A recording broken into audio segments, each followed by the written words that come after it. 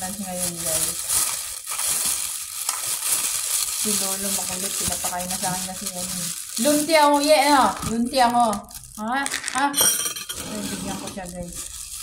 Ito siya. Ayan guys, yung taho rito sa Taiwan. Tapos may mga beans siya guys, yung black gulaman. So, ang sarap ng taho nila dito. Unti lang yung pinaka-sweet niya. Maraming halo, mga sago-sago. Tapos may beans, may peanut. The best talaga. Pero yung in-order ko is ano yan. Hot yan guys. Kasi diba malamig nga. Ano lang siya guys. 50 pesos. So, ayan ang aking ni-lunch. Ayan ang aking lunch guys. Ayan, sarap siya. May ano rin siya nakakabusog. Buti na abutan ko siya kahapon. Masarap yung kainin sa mga tanghali. Hindi siya masyadong mabigat sa tiyan. Pero nabusog din ako. So, yan nga pala ang lunch ko kahapon is the best, guys. Kain tayo ng lunch. Sarap-sarap kaya ng lunch. Ayan, sarap-sarap na yun.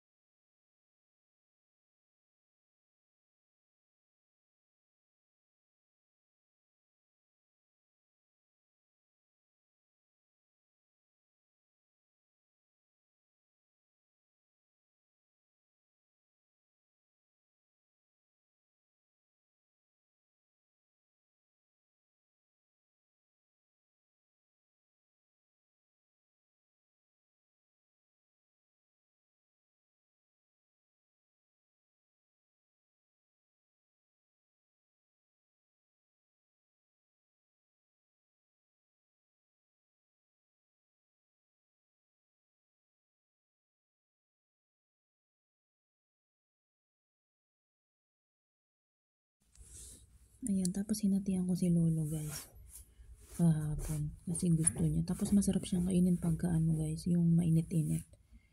Pag malamig din na siya masarap kasi nga mas talaga siya pagka mainit-init siya. Tapos meron siyang nilagyan siya ng ginger guys. Kaya mas the best talaga yan. So mabenta talaga yan taho dito. 50-50 lang. Ayan. Ay, lunch ko pala yan, lunch guys.